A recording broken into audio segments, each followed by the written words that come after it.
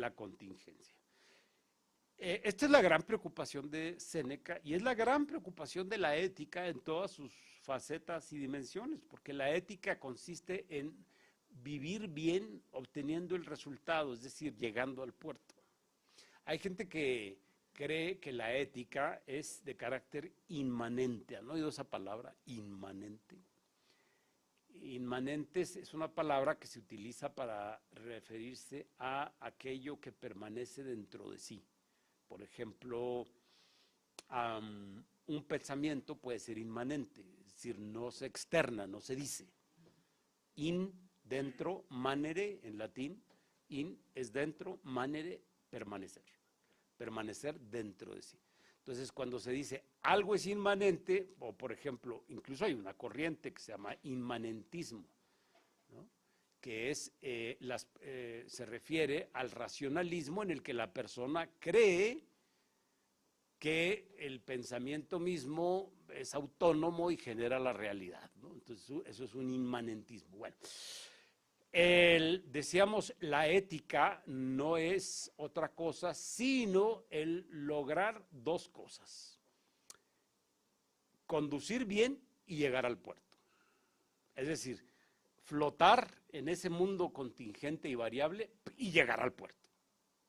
Si flota bien pero no llega al puerto, pues eso no es una vida lograda, éticamente. Si llega al puerto, pero prácticamente llega nomás usted y otro marinero, pues entonces es una vida lograda, pero bastante pobre.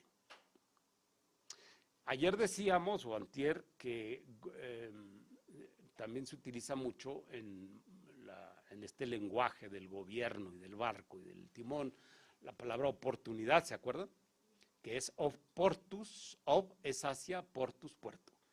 El gobierno tiene que ser siempre oportuno, es decir, mantenerse a flote y mantener la dirección hacia el puerto o portus debe ser oportuno. Yo creo que no hay cosa más contingente que la vida misma, ¿no? No se tiene nada seguro. Bueno, esta es la gran preocupación ética del estoicismo senequista.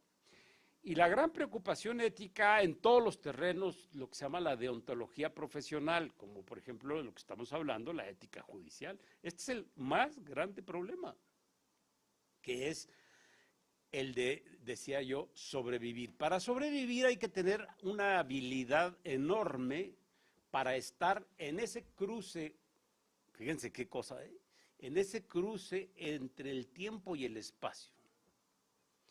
Si usted está desfasado temporalmente, puede perder la vida o perder el trabajo, perder el tiempo, perder un caso, hacer perder a los demás la posibilidad de que se les imparta justicia.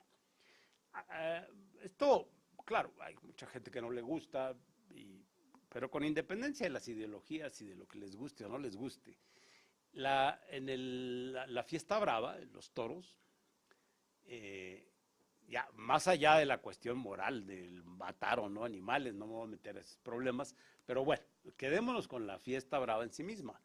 En los toros, el arte de torear, pues es precisamente, es el ejemplo más evidente de lo que significa gobernar, ¿no?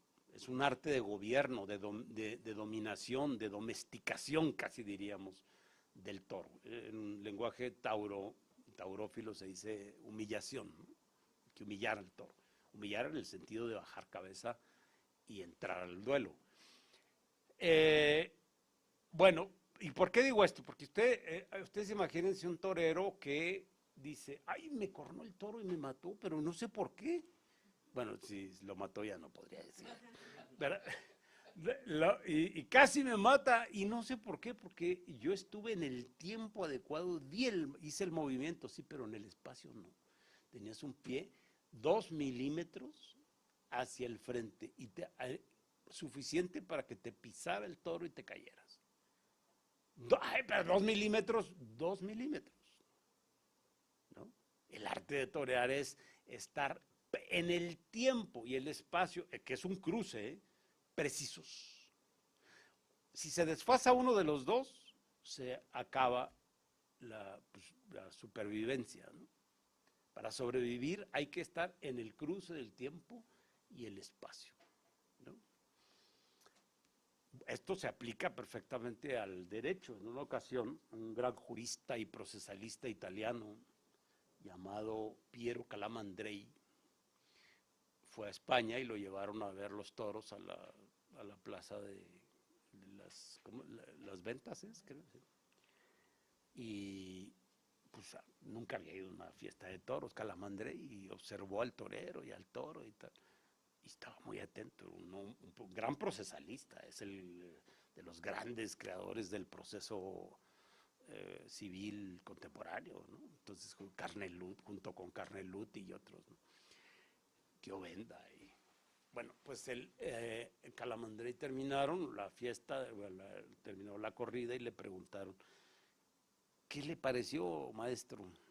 Y dijo, pues es como el derecho, ¿no? Es como un proceso. Gana el que esté en o logra sobrevivir a un riesgo de perder la vida, el que esté en el lugar y en el momento preciso. Y efectivamente, un poquito tarde, un poquito antes, un poquito desfasado a la derecha o a la izquierda, un poquitito, y ahí ahí se le puede ir la buena fortuna y el control del gobierno. Como sucede en un barco, ¿no? Dicen que el Titanic rozó un iceberg, pero realmente fue un rozón, no chocó contra el iceberg. Cualquiera diría, ay, hombre, nada más le di un golpecito, ¿verdad? Luego lo llevo a un ojalatero. Pues, pues no, un poquito fue suficiente, muy poquito fue suficiente para que naufragara. Que por cierto, esto que dije de los toros, hay un libro muy bonito de un filósofo español que se apellida Bergamín, y el libro se llama El juego del birlibirloque. ¿Saben ustedes qué es cualquier juego de azar y de donde entren dados, por ejemplo, es un juego de birlibirloque? Había un juego, el típico juego del birlibirloque, así se llama en castellano, ¿eh? Todos los juegos donde los niños, normalmente consiste el juego en moverse, ¿no? ¿Cómo se llama? Dango, ¿cómo se llama ese juego? Era el típico juego, el birlibirloque, ¿no? Los encantados, todos esos juegos que jugaban antes los niños, porque yo no creo que sigan jugando, porque están muy distraídos con el pad que les regalan a edades tempranas. Entonces, pero bueno, son juegos de birlibirloque, que quiere decir es el arte de estar en el lugar y en el momento oportuno. Y ese es el que gana. Y ese es el arte de la vida y ese es el arte de gobernar. Y se aplica el criterio del Kibernets, tanto al gobierno de las personas como al gobierno de sí mismo. Por eso tiene que ver con la ética. Para Séneca, la ética consiste precisamente, insisto, en tener en los medios oportunos y llegar al fin adecuado. Es un poco la diferencia que se establece en la teoría de la administración, que seguro ustedes han oído, entre eficacia y eficiencia. No sé si la hayan oído. Eficacia quiere decir lograr el fin. ¿Cómo? O sea, cuando yo digo, esta persona es muy eficaz, no estoy diciendo que sigue al pie de las letras los procesos o los métodos o las reglas de procedimiento o los manuales de procedimiento, no estoy diciendo eso. Cuando digo eficaz, quiere decir que obtiene resultados. Esa es una persona eficaz. Puede ser que eso lo haga cumpliendo las reglas o no, pero la palabra eficaz no tiene que ver con la forma en que logró los objetivos. En cambio, la palabra eficiencia se utiliza para referirse a la persona que, independientemente de que logre los objetivos, conoce muy bien las reglas y los procedimientos y los aplica. Lo ideal que es, pues señores, pues unir y que las personas sean eficaces y eficientes. Es decir, que apliquen las reglas y consigan los fines. Porque a veces el excesivo, digamos, pragmatismo nos puede llevar a una eficacia, pero saltándonos muchas reglas. Y eso, si lo aplicamos no sé, pues a salvar la vida, pues está bien, pero a trabajar normalmente no. Y menos en un Estado de Derecho. En un Estado de Derecho, lo importante es mantener el estatus de Estado de Derecho. No. Lo importante es que se cumplan las leyes y que con esas leyes sea eficaz. El desafío es grande. Conocemos personas que son muy eficientes y personas que son muy eficaces. Pocas las que reúnen las dos cualidades, ¿no? Ser eficaz y eficiente, es decir, que cumpla bien las reglas del camino para obtener los resultados. Pues ese es el quid ético, de hecho, en el mundo moderno. Maquiavelo dice, se ha visto perder a muchos. ¿Se acuerdan? Así empieza la dedicatoria en El Príncipe. Se ha visto perder a muchos el poder por estar atendiendo, no lo dice así, lo voy a decir así para decirlo rápido, por estar atendiendo a lo que debería ser, es decir, a lo que dicen los manuales de procedimiento, por decirlo, por traducirlo de algún modo, se han perdido el poder por estar atendiendo a lo que debería ser y no a lo que es, a la realidad. Hombre, un piloto de un barco, ustedes dirían, bueno, pues es preferible que atienda a lo que es, pues si no el barco se hunde. Sí, nada más que la diferencia entre piloto y aficionado es que el piloto, además de atender a lo que es, también sabe las reglas para llegar a ese objetivo. Pues bien, ¿cómo gobernar? Pues Séneca propone un modelo que es...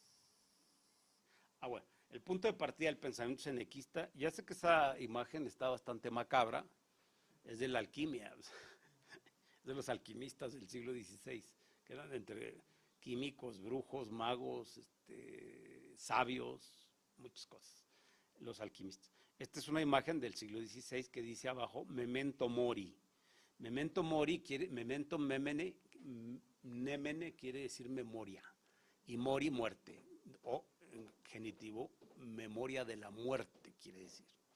El punto de partida de Séneca, y lo establece así en un libro que se llama De la brevedad de la vida, el punto de partida para su construcción, digamos, ética, teórica de la ética, es el tempus fugit en latín, que quiere decir el tiempo se escapa, el tiempo pasa. Insisto, la ética no versa sobre cuestiones sujetas a la contemplación atemporal, ¿verdad? La ética tiene que resolver problemas del aquí y el ahora. Y por eso yo le he llamado ética de la atención, porque la atención es atender al aquí y el ahora. Y la ética judicial no es una ética para metafísicos, sino para resolver problemas en el aquí y el ahora. Y embona perfectamente con este punto de partida para la construcción de una teoría ética, que es la de Séneca, que es la del tiempo. El tiempo, o sea, en el centro de la reflexión ética está el tiempo. Si no, no es ética. Imagínense una ética que esté basada en la contemplación. Que yo les hable aquí, señores, la justicia es ciega y debemos seguirla con amor. Y usted, está bueno, ¿no? Pues, se dormirían, ¿no? Sin embargo, estamos hablando aquí de que la ética lo que busca, insisto, es resolver problemas del quehacer humano y concretamente en este curso del quehacer humano en la labor jurisdiccional o de apoyo a la labor jurisdiccional. En este dibujo, que es del siglo XVI, un poco macabro, ya lo dije, pues está ahí la muerte representada con una calaca, ¿no? La vela, que significa la luz de la razón, el libro, que significa la reflexión, y está la calaca, ¿verdad?, presionada por un relox, que es una especie de clepsidra de arena, y unas alitas de murciélago. Bueno, una es de murciélago, si se fijan, y la otra es de águila. El murciélago, a diferencia del águila, tiene una forma de volar muy incierta. El murciélago no tiene un vuelo de flecha, así como el águila. El murciélago revolotea, varía, cambia, se topa hasta con uno, a veces se topa, ¿no? Eso a ustedes les ha pasado, pues está uno en el campo y le pasa el murciélago por aquí, ¿no? Y luego se vuelve a pasar y dice, no, bueno, vete a donde vas, ¿no? El águila jamás pasaría, porque el tipo de vuelo del águila no es incierto ni cambiante, sino es como la flecha del tiempo, es directo y va a la presa. Por eso el reloj que se presenta aquí tiene las alas de la incertidumbre, que es el murciélago, y las alas de la única certidumbre que tenemos ante la incertidumbre de la vida y de las cosas que hacemos, que es el reflexionar o el trabajar, digamos, sobre nosotros mismos, el reflexionar sobre nuestra tarea o sobre lo que hacemos. Tempus fugit es el punto de partida, ¿no? Esto lo van a decir luego todos los filósofos de algún modo o de otro. Yo sé que suena macabro, bueno, no, para mí no, pero lo que quiero decir es, no, la sensibilidad contemporánea no le gusta mucho que se diga memento mori, es decir, recuerda que eres mortal. Ay, no, espérate, tú disfruta la vida. ¿No? Si no te estoy diciendo que vamos a Galloso a comprar tu caja. Estoy diciendo que la vida se acaba. Entonces esto lo va a retomar, además de Justo Lipsio, Montaigne. Montaigne, el famoso creador del ensayo moderno, el francés, él, toda su reflexión de sus famosos ensayos, que son una maravilla, el que no haya leído a Michel Montaigne, hágalo, pues versan sobre esto, ¿no? Dice Michel Montaigne, la persona más sabia es aquella que tiene presente su condición de ser mortal. No quiere decir que todo el día esté pensando en eso, sino que lo tenga presente. Porque entonces eso hace que relativice, que ponga en su sitio las cosas. Tal. ¿Se acuerdan ustedes que yo les decía que cuando Francisco de Quevedo, en el siglo XVII, retoma la obra senequista, la obra de Séneca, resume así el estoicismo senequista, dice, el estoicismo todo, lo digo literalmente, el estoicismo todo, pues aquí lo traigo. Es la primera vez que veo un teléfono para dar una clase, es un momento importante. Miren, dice,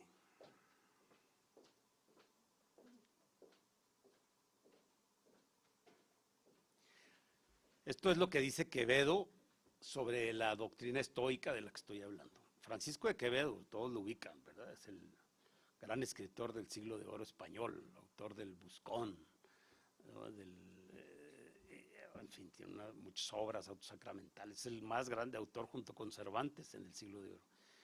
Dice, la doctrina toda de los estoicos se cierra en este principio, que las cosas se dividen en propias y ajenas, que las propias están en nuestra mano y las ajenas en la mano ajena, que aquellas nos tocan, que estotras, ese es el español antiguo, que estotras no nos pertenecen y que por esto no nos han de perturbar ni afligir.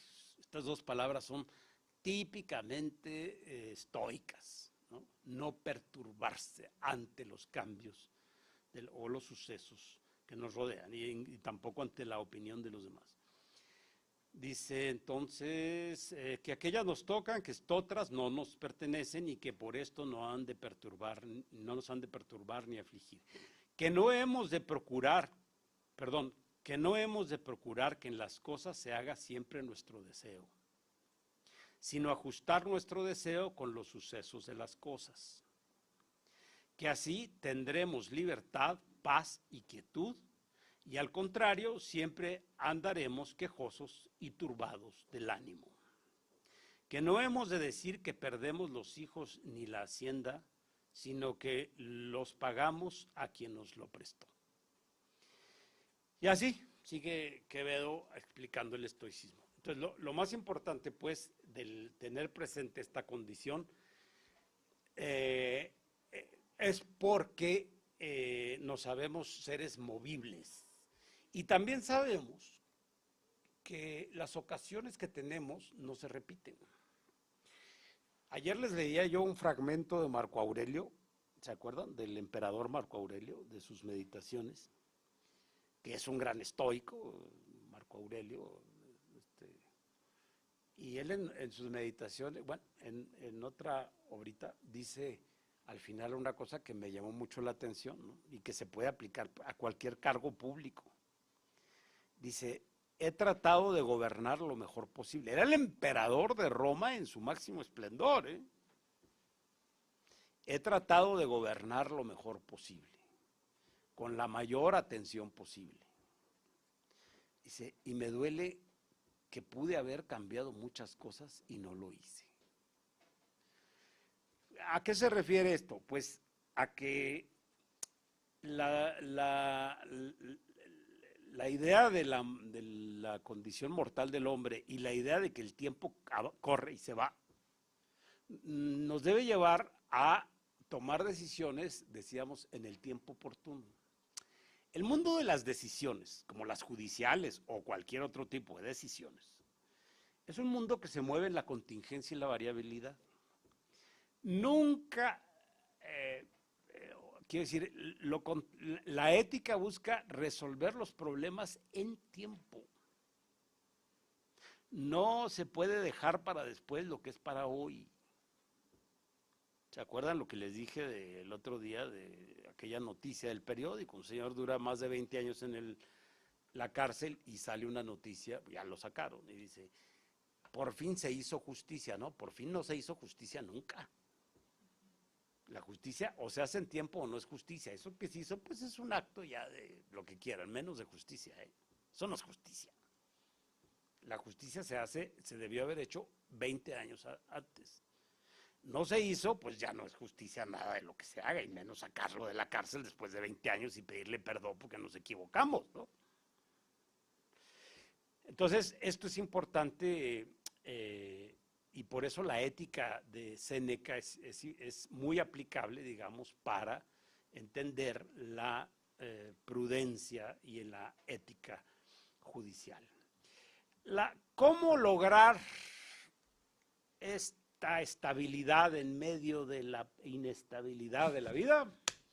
A través de la autarquía. La autarquía, según Séneca, porque estoy explicando a Séneca, la autarquía viene de auto, que quiere decir yo mismo, y la palabra griega arkomai, que quiere decir yo mando, mandar, ¿no? Entonces, autarquía, de ahí viene, ya habíamos dicho, monarquía y diarquía, y, ¿no? Las arquías. La autarquía quiere decir asumir el mando de la propia vida. Para asumir el mando, ¿qué ciencia requiero? Pues para asumir el mando de una nave, de un avión, pues requieres muchos conocimientos, ¿no? De estabilidad, de atmosféricos, de cálculo, de no sé qué, en fin, ¿no? De física, de ingeniería, de vuelos, ¿no? El piloto tiene que saber y tener una ciencia. ¿Cuál es la ciencia para mantener el dominio de sí o la autarquía o el autogobierno de sí mismo? Para Séneca es, como ya dije, la constancia. La constancia implica fundamentalmente una virtud. ¿Cuál es la primera virtud para no caerse? Pues la templanza, ¿no? Sin embargo, en realidad se refiere, déjenme ver dónde la dejé. Bueno, primero digo esta constancia. Dice, ha de mantenerse firme la persona. Esto es de Séneca, del libro de la brevedad de la vida. Ha de mantenerse firme ante las cosas externas. Esta es la constancia, para lograr la autarquía. Inexpugnable, atento exclusivamente a sí mismo, preparado para las veleidades de la fortuna, artesano de su propia vida. Este es así como el meollo, digamos, del pensamiento ético de Séneca. Frente a los avatares de la vida, lo primero es no caerse. Ya, ahora vamos a ver otros, pero lo primero es no caerse. Por tanto, fortaleza, ¿no? Porque si te caes, pues ya todo lo demás que yo diga, pues no sirve ya para nada, ¿no? Es decir, también hay que ver hacia más allá y empezar a ver instrumentos. ¿De dónde puedes echar mano para seguir flotando? Pues si ya te hundiste, pues ya, ¿no? Ya todo lo demás que diga. Por lo cual, la conditio sine qua non, se dice, la condición básica para mantenerse firme ante los cambios de la fortuna y la contingencia es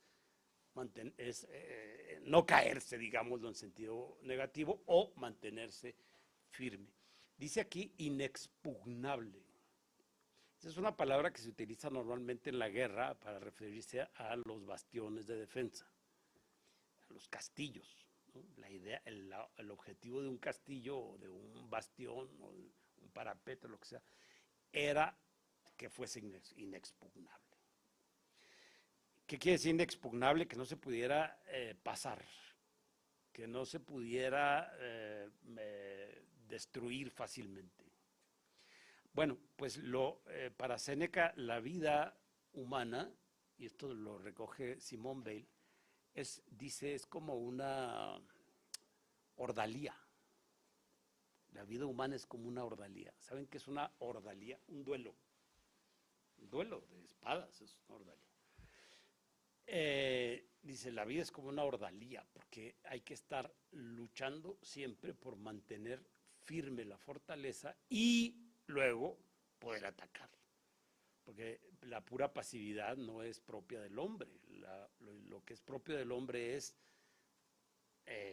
padecer los golpes de la fortuna, pero luego tomar una actitud proactiva, ¿no? Dice Séneca, ame la tranquilidad y no se verá atrapado por opiniones públicas ni particulares. Esa tranquilidad del ánimo lo da la constancia, el autogobierno, el dominio. Y eso se ejerce, pues ya lo dije en otra clase, son hábitos, ¿no? La fortaleza, la templanza son virtudes y las virtudes son hábitos que hay que ejercer. Desde niños, un niño que se asusta por todo, pues hay que corregirlo, porque luego pues no va a hacer nada en la vida. Si todo le asusta y por todo llora, pues no va a hacer nada en la vida. En fin, ¿no? En todos los aspectos de la vida hay que ir fomentando cualidades de conducta que se llaman virtudes, que fomenten esa tranquilidad, esa ecuanimidad. Esa palabra es muy importante, ecuanimidad. Es lo que nos permite seguir viendo y poniendo atención fuera de nosotros mismos, la ecuanimidad. El que no es ecuánime, es decir, hay personas que son muy débiles, les llaman de mecha corta, pues yo les llamaría más bien de cerebro corto, porque o de falta o de voluntad muy corta. Es que fulano es de muy mecha corta, le mueves poquito y agarres el mundo entero. Pues eso no es ninguna cualidad, eso es una debilidad, ¿no? Nietzsche decía a este propósito que la persona que dice que no tiene carácter. Nietzsche se refería al carácter como autoposesión, ¿no? Como coraje de autoposeerse y no dejarse llevar por el entorno.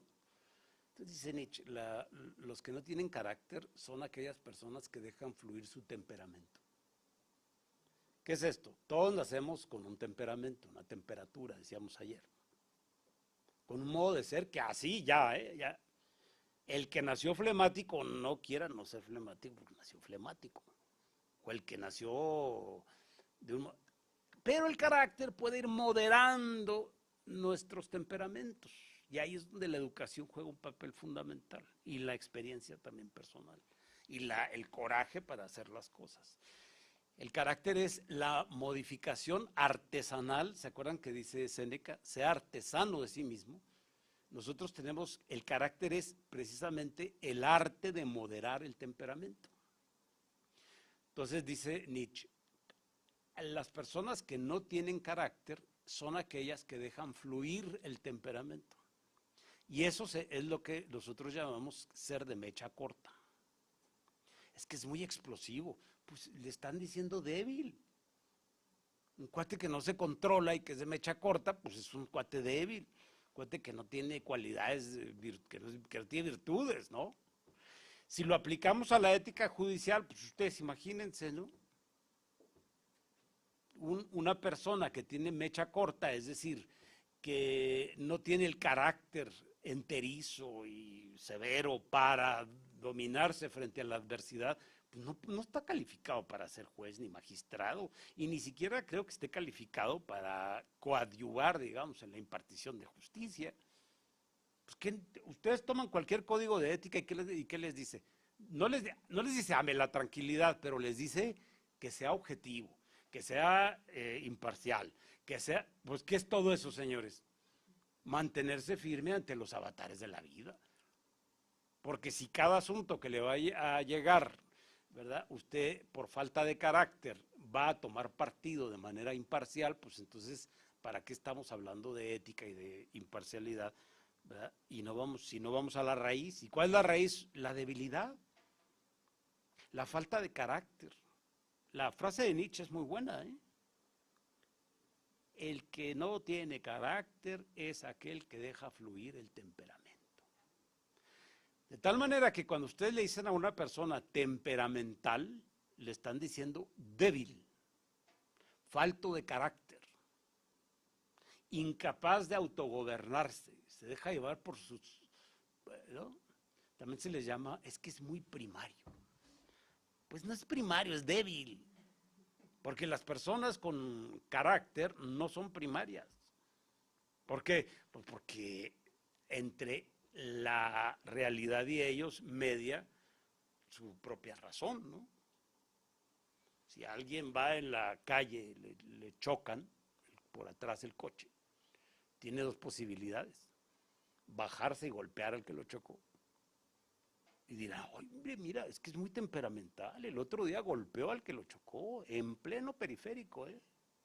Casi lo echa así para abajo al que lo chocó.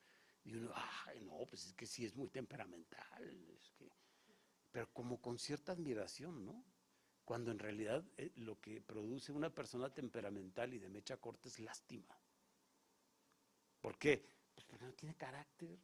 Una persona con carácter pues no se deja llevar por esos impulsos básicos, se baja del coche y le dice, oye, ¿qué pasó, mano? A ver, trae seguro, y empieza a meter la razón. Lo mismo pasa, insisto, y eso es condición básica, pues para mantener la imparcialidad y la objetividad en la labor jurisdiccional, ¿no?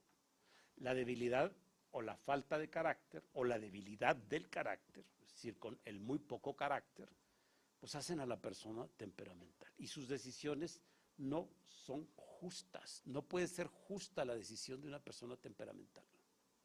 No lo es, no puede. ¿Por qué? Porque la justicia requiere razón. Y donde no hay razón, sino puro sentimiento, impulso básico, pues ahí no hay justicia, no puede haber justicia. Puede haber justicia aparente o legalidad, pero no justicia en sentido pleno.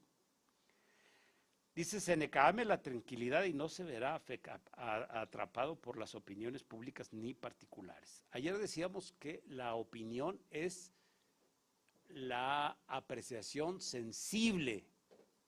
La opinión no es un juicio. La opinión no es el resultado de un proceso racional de conocimiento. La opinión es un sentimiento. Entonces, cuando dice aquí, ame la tranquilidad y no se verá atrapado por los sentimientos, por los corajes, por las formas de actuar de los demás. Yo conocí una persona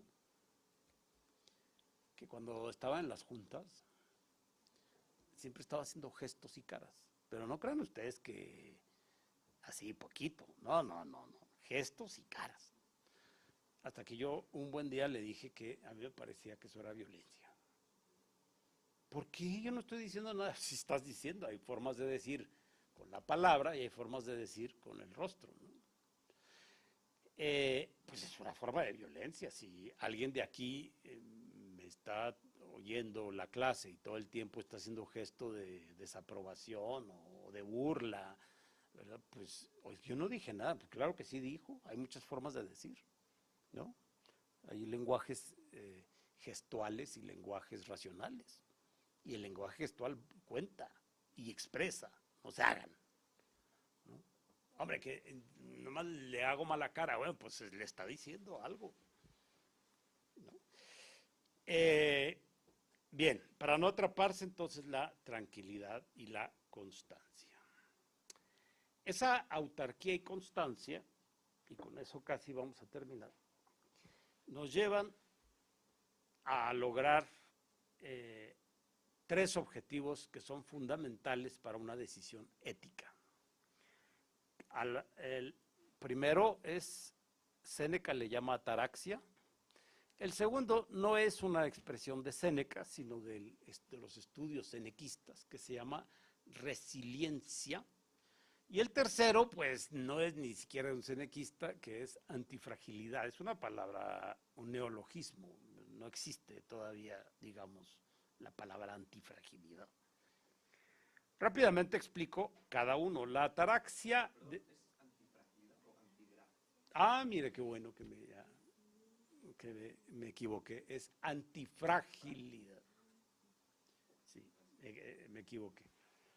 Bueno, la ataraxia quiere decir, ya lo explicamos en otra clase, ya se acuerdan que decíamos que la ataraxia puede ser positiva o negativa, es decir, patológica o virtuosa.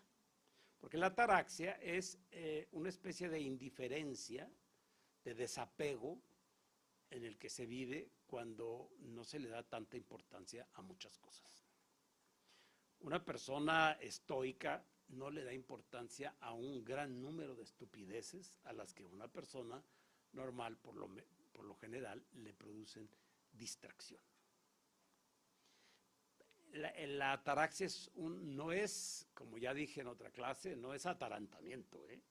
Suena, pero no es. La ataraxia es una cualidad, una virtud, insisto, consiste en disminuir la intensidad de los deseos, no desear tantas cosas.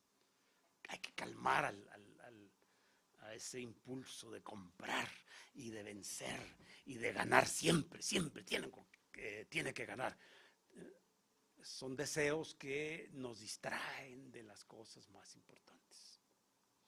La ataraxia, para eso pues se necesita valorar, ¿no? Pues ahí sí hay que hacer una introspección personal y decir, hay que hacer una valoración, ¿no? Qué cosas me interesan y qué cosas no, y qué cosas que me interesan no deberían de interesarme porque me quitan la tranquilidad, la objetividad, la imparcialidad y la paz para poder juzgar las cosas de la vida y las cosas que tengo que juzgar con objetividad y con tranquilidad.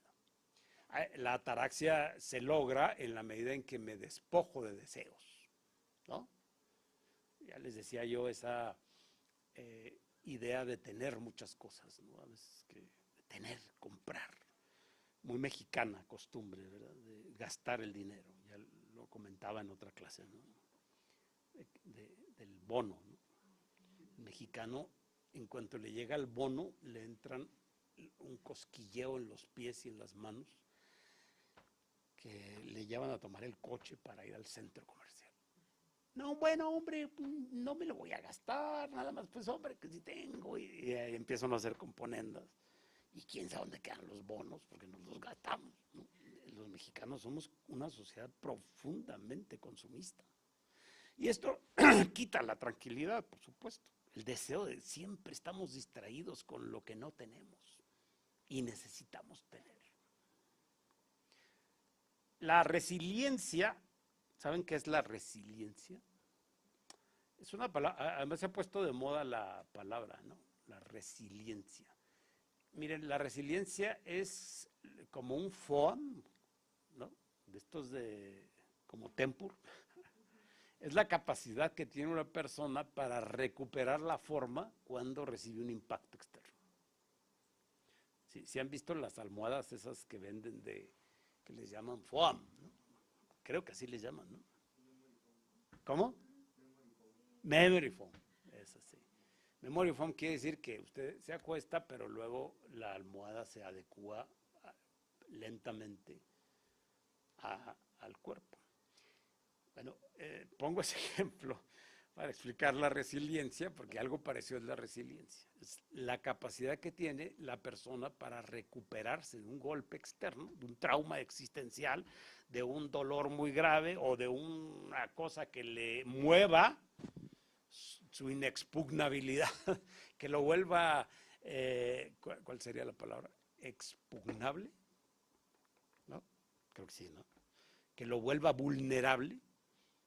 Porque yo estoy aquí expresando que la virtud para mantener la objetividad es tener carácter y dominar el temperamento, autoposeerse, bla, bla, bla, bla, bla.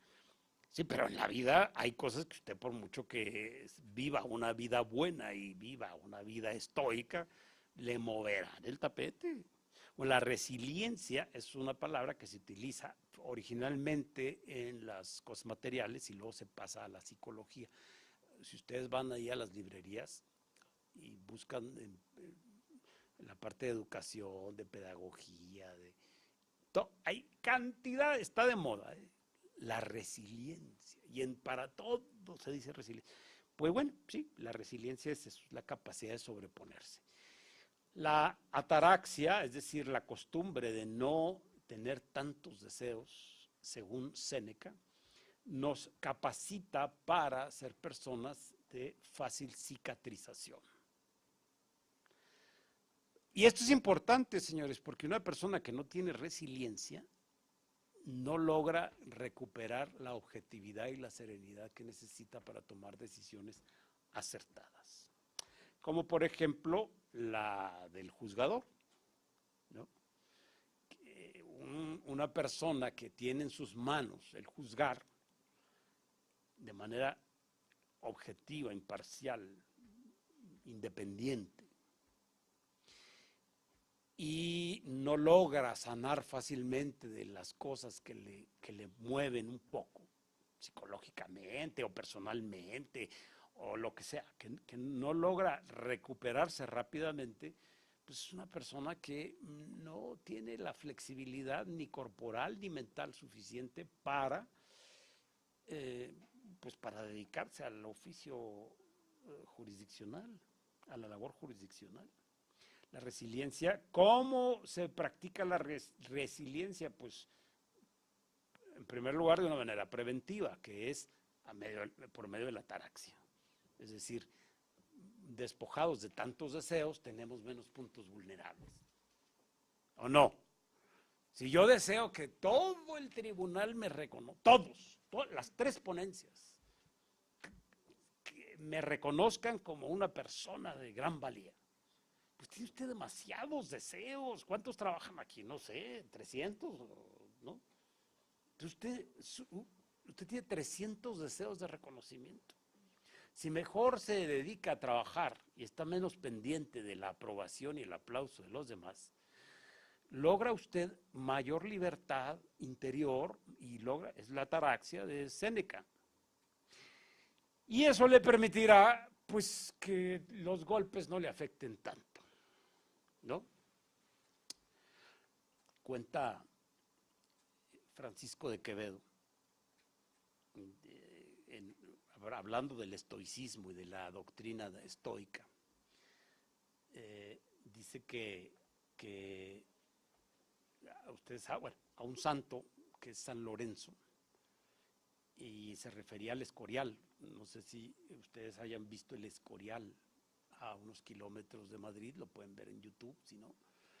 El Escorial tiene una forma de, si lo ven por arriba, tiene una forma de parrilla, y el edificio se llama San Lorenzo del Escorial, porque a San Lorenzo lo quemaron en una parrilla. Entonces, por eso el Escorial, si lo ven por arriba, su forma es de una parrilla y parece una parrilla, ¿no? Y cuenta Francisco de Quevedo, en el siglo XVII, es una leyenda, una historia, lo que quieran, no sé si pasó o no pasó, pero él cuenta que está San Lorenzo, lo manda a quemar un reyesuelo por ahí, lo manda a quemar y dice, a ver, lo quiero ver quemarse para que se arrepienta de lo que se tenía que arrepentir. Yo creo que de ser cristiano, me imagino, no sé de qué, pero se tenía que arrepentir. Lo quiero ver cómo baja la cabeza. Entonces, en una interpretación estoica, Quevedo dice que cuando se está tatemando San Lorenzo, voltea a ver al rey y le dice, ¡ea, soberano! Voltéame de este otro lado, que de este ya estoy asado, ¿no? Pues ya, volteame, ya de aquí ya me asé, ahora acá falta. ¿Esto por qué lo dice? Porque dice Quevedo que las personas que logran esa autonomía frente al mundo exterior, pues, y no tienen tantos puntos vulnerables, porque no tienen tantos deseos, pues entonces resulta que uno cree que los está atacando y no los está atacando, ¿no? El objetivo de San Lorenzo pues sería otro, no sé, espiritual, religioso, otro. Pero ahí no estaba San Lorenzo, pues. Es lo que quería decir con su ejemplo Francisco de Quevedo. Y lo mismo sucede, si usted no está buscando que los 300 que trabajan aquí lo reconozcan, pues cuando alguno de los 300 o varios de los 300 le hagan mala cara, no lo saluden, lo vean feo, pues usted no le están afectando a ningún deseo, porque no está en su deseo el que le aplaudan los 300. Pero si sí está, si usted sí tiene los 300 deseos de tener los 300 reconocimientos, entonces se vuelve una persona muy susceptible y muy fácil y muy vulnerable. Bastará con que le volteen la cara. ¿Al día cuántos? 3, y usted ya está derrotado ese día. 3, ya, vámonos. 3 malas caras, 3 formas feas de ver, 3. Pero si está uno lleno de deseos, pues entonces está lleno uno, insisto, de puntos vulnerables. Las carencias mismas. Si está uno lleno de deseos, dice Séneca, de poseer cosas, pues está usted muy vulnerable, porque todas las que no tiene y ve en los demás le producen un desazón llamado envidia. Y la envidia hace que pierda la objetividad, la serenidad del ánimo y la capacidad de reponerse y de tener esa resiliencia. Entre más libre se es, dice Séneca, mayor capacidad se tiene de recuperar el ánimo cuando se ha perdido. Y por último, la antifragilidad. Esa palabra no existe, la inventó un señor cuyo nombre es tan difícil que en estos momentos no me acuerdo, porque es un hindú, un filósofo hindú, Ramashtrata, no me acuerdo, no puedo pronunciar su nombre. Inventó esa palabra que a mí me pareció buena, ¿no? Dice, una cosa frágil es aquella que es muy vulnerable, se rompe fácilmente. Entonces nosotros diríamos que ¿qué se opondría a una persona frágil o a la fragilidad ¿no? Personal? El resistir, ¿no?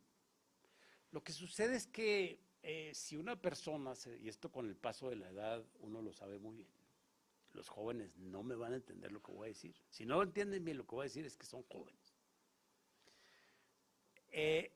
Hay veces en la vida que uno se dedica a pelear contra la corriente, ¿no? Y tal, a pelear y a 2 mandobles y espadas, vámonos, a todos los que no hagan lo que yo pienso que es correcto, ¿no? Y va chocando y chocando y chocando.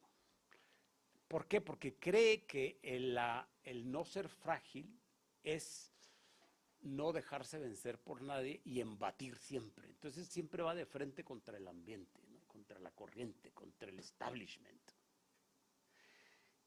Y eso hace que la persona pues fácilmente se venza. Uno no puede estar todo el tiempo en lucha contra el mundo.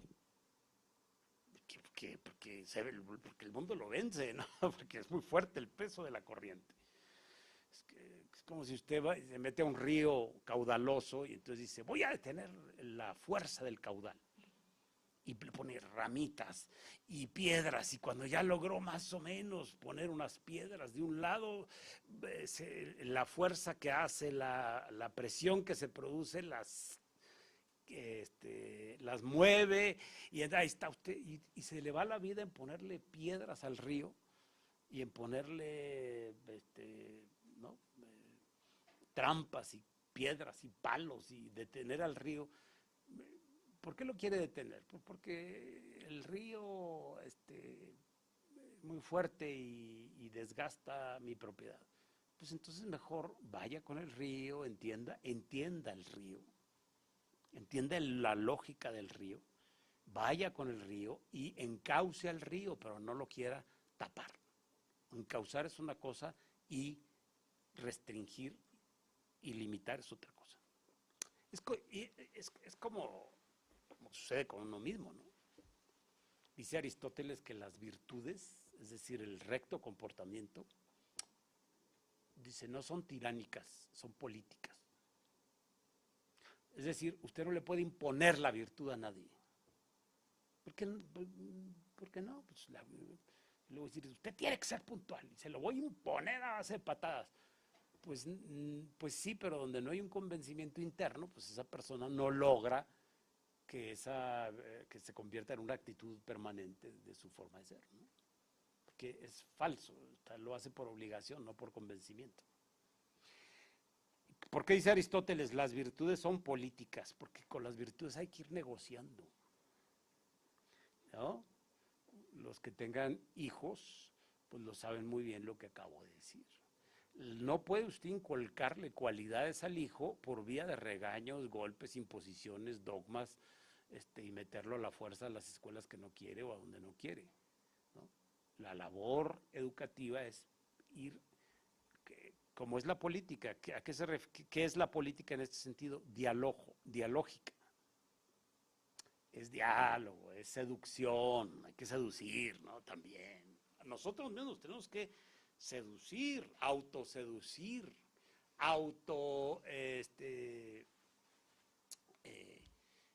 convencernos de hacer ciertas cosas.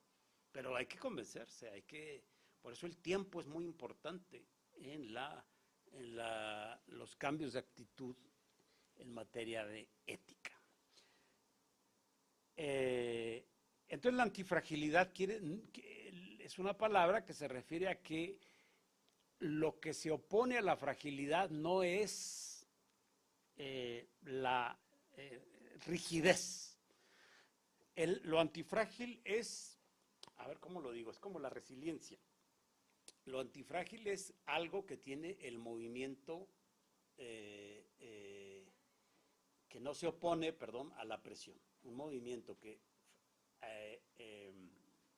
recibe la presión, ¿verdad? Y luego la va enderezando. Pero la recibe y se mueve con la presión. Eso quiere decir antifragilidad. ¿Se entiende? La recibe la presión y se mueve con la presión. Pues es como cuando uno salta, ¿no? Cuando eres niño te dicen siempre, ¿no? Que no quieras saltar sobre el piso, sino hacer resorte con las rodillas. Entonces hay que hacer antifragilidad. Si un niño se tira de ahí a acá y no hace resorte, no amortigua el golpe con las rodillas o con las articulaciones, pues se rompe.